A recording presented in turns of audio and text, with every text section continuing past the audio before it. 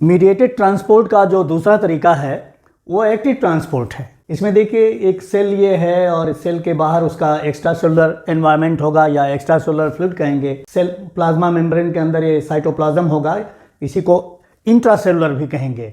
With in the cell, cell के अंदर जो है लो सोडियम आयंस हैं और हाई पोटेशियम आयंस हैं, और सेल के बाहर जो है एक्स्ट्रा सेलुलर फ्लूइड में क्या है, हाई सोडियम आयन कंसंट्रेशन है और लो सोडियम आयन कंसंट्रेशन है। मेम्ब्रेन के एक छोटे से पार्ट को यहाँ पर देखिए डायग्राम दे दिया गया है।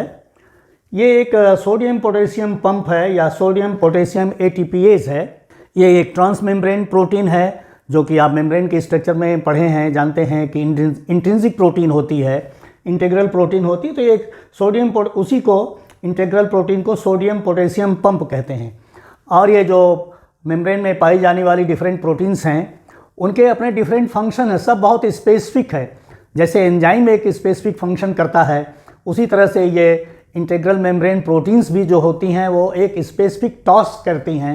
ऐसा नहीं कि हर प्रोटीन हर काम करे, नहीं, सबके स्पेसिफिसिटी है, अपनी विशेषताएं हैं। तो ये जो सोडियम पोटेशियम पंप है, ये सोडियम पोटेशियम को पंप करता है। एक्टिव ट्रांसपोर्ट क्या होता है?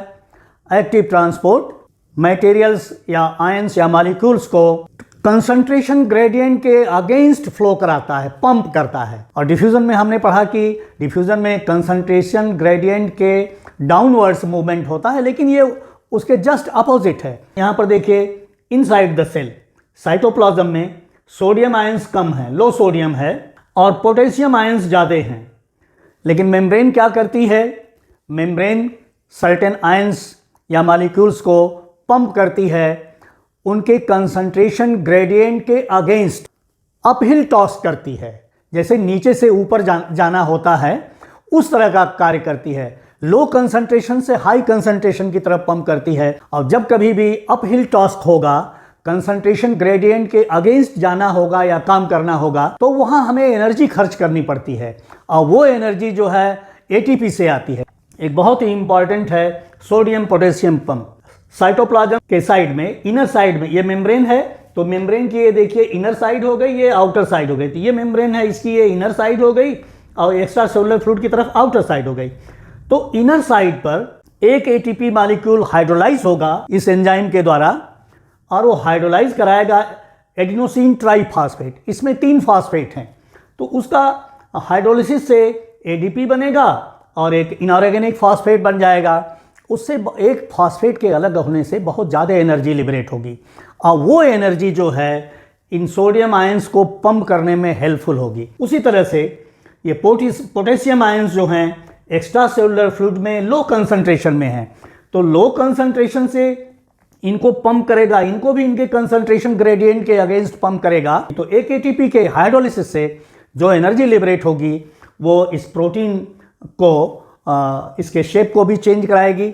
जैसे ही वो सोडियम आयंस को उधर पंप करेगी और तुरंत उसका कॉन्फॉर्मेशन चेंज होगा और पोटेशियम आयन को पिकअप करके फिर अंदर की तरफ लाएगी।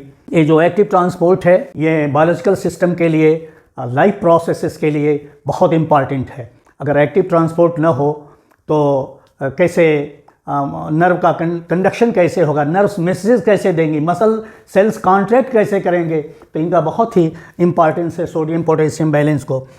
पोटेशियम अंदर इसलिए भी चाहा जाता है क्योंकि कुछ एंजाइम्स की एक्टिविटी के लिए ज़रूरी है और कुछ प्रोटीन सिंथेसिस के लिए भी ज़रूरी है पोटेशियम आयंस का ज़्यादा होना।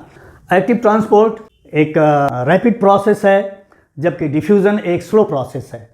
डिफ्यूज़न में बाई डायरेक्शनल फ्लो होता है और एक्टिव ट्रांसपोर्ट में यूनिडायरेक्शनल फ्लो होता है।